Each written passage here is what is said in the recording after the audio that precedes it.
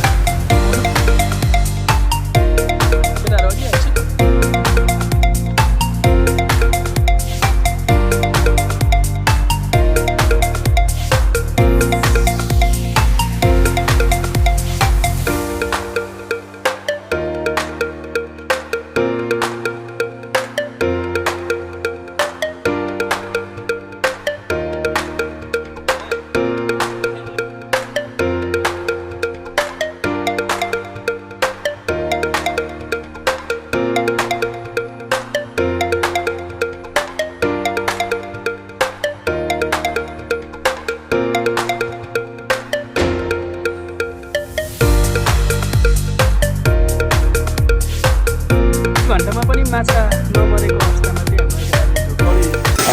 बिग्ने नै छ अहिले।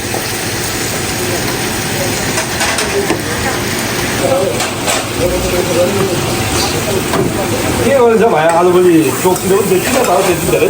म त काठमाडौँ थिएन नि त। त्यही भएर त म त्यतिखेर जातु गाडी छोडिहाल्यो। बोइल हो ए बोइल सुक्रो बोइल पनि चिन्दैन भाइ। कस्तो छ नि केटाहरू, चट पऱ्यो होला साधुलाई।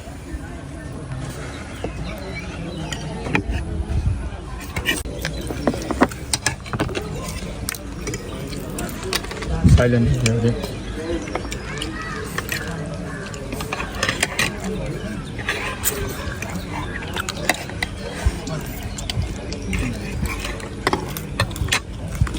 एक पावा माछा एक्लै ओगटेर खाँदा कस्तो महसुस हुन्छ?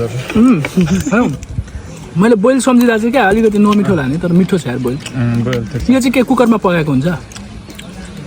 ग्यासमा होला हौ। होइन कुकरमा हो। दामी मलाई चाहिँ मन पर्यो। बोइलको कस्तो लाग्यो? बोइल कस्तो छ? बोइल नट ब्याड टाइपको ठिक छ। होला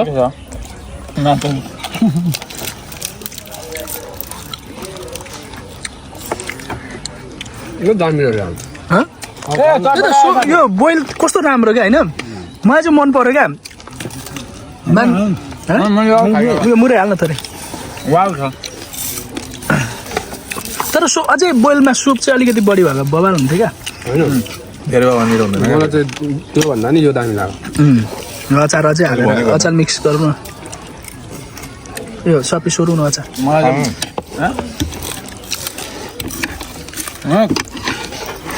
खानु जाँठा अझै कति खानु?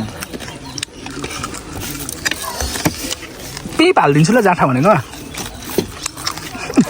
आफै तोट भनिदिन्छु। ओ के अरे रिजनसँग 3000 म त त्यो एडिट गर्दिनँ नि, यत्तिकै हालिदिन्छु नि। म त कालो कालो बनाउनु छैन हेन्डसम देखिरहेको छ यार यसमा त। बेरमा देखेर कलको पानी देऊ न एक बाल्टी देखेको होइन यो उता किचनको उतापट्टि छ। एकछिनबाट आउँछु माथिदिनुहोस् म। आफ्नो आफ्नो टेस्ट हो।